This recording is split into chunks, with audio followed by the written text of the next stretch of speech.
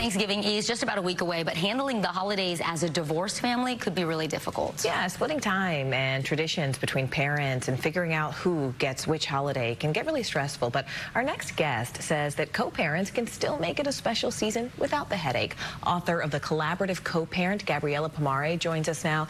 Gabriella, this is so interesting. I mean, why, though, is it so important to establish consistency, especially for kids during this holiday season? I think it's important because they need to know that they're still part of the family. Although their parents have separated or divorced, the family isn't broken. We've got to get rid of the notion of that concept. And they can still celebrate Thanksgiving, Christmas amongst two homes, even with one family, some shared traditions. And they need to know it's okay to spend time with both parents and that their parents are happy for them to do that. During the holidays, emotions are high. There's a lot of conflict. There's a lot of grief. You're probably grieving that family you once imagined you'd be spending Christmas with. So I say it all comes down to communication and having that really healthy, positive communication early on. Remind people why it is so important to put the kids ahead of kind of what the adults are feeling and thinking, and even like the things that are unsaid can also leave an impression on your children. I think it's really hard because sometimes they're the ones really caught in the middle. Absolutely. It's the messages you send that matter the most, and that's a big part of the book I wrote. You know, children see when there's an eye roll, when they're in a changeover and there's hostility between their parents. Right. So the first thing you can do is model really respectful communication and behaviour.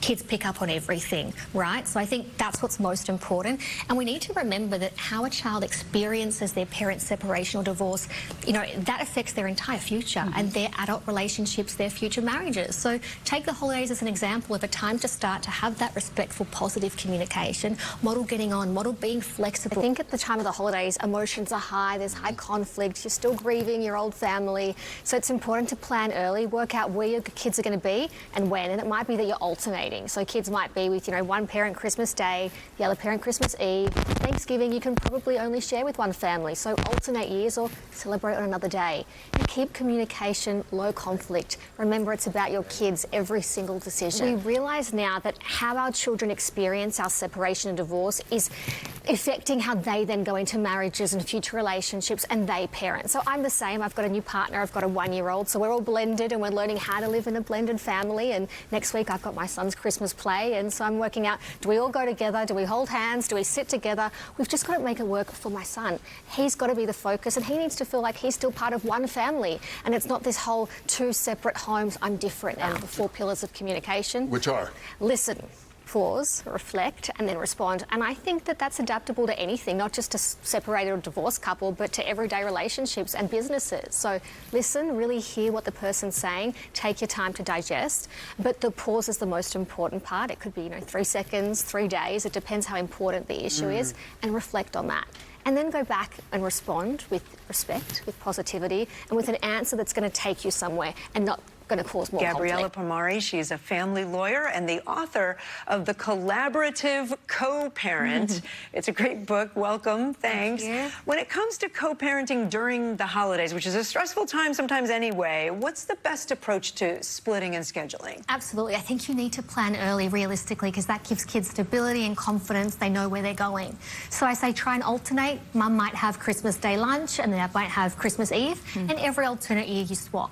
I think as long as a kid knows where they're going, they'll feel confident. Children at the forefront of your mind. It's not about parents, the holidays. It's about your children. It's about those memories and making the day memorable for them. It's not about equal time. Right. And how can they do that? Open communication. I think that's so important. The holidays bring conflict, emotion, grief. You're still grieving the family you probably thought you were going to have.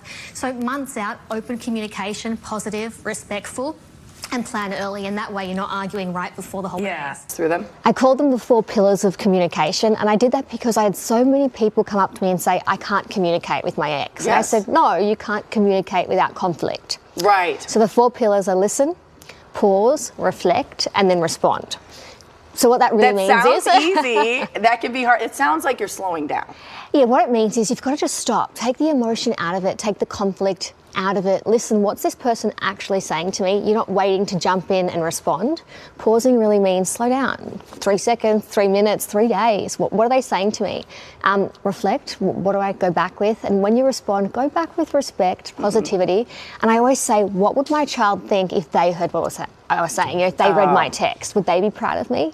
Oh, that's a really This time of year, we start to make it about us as parents, you know, Christmas, Thanksgiving. But the reality is, every decision you make, the forefront of your mind needs to be, what's going to benefit my children? Yeah. Absolutely. So if you can't do it months out, I think this is a good time to start. Thanksgiving is around the corner and Christmas is coming up. So if you can't have Christmas every year, alternate. What a lot of parents do is 1 year Christmas lunch and the other year Christmas dinner, right? So every odd and even year, you're changing. And for Thanksgiving, if your other co-parent is taking your child away, if you're traveling across state, celebrate on another day. It doesn't have to necessarily be that day. Children don't remember the date, they remember the memory, the experience you gave them. But it's about the time you're having, making it meaningful and memorable. It's not about being fair and it's not about being equal. And as a co-parent, that's something you need to learn. It becomes new. So a lot of parents create their own new traditions. So for example, we spoke about Christmas Eve. Get those matching pajamas, maybe an ornament that travels between two homes. A lot of co-parents have a joint letter from Santa Claus, for example.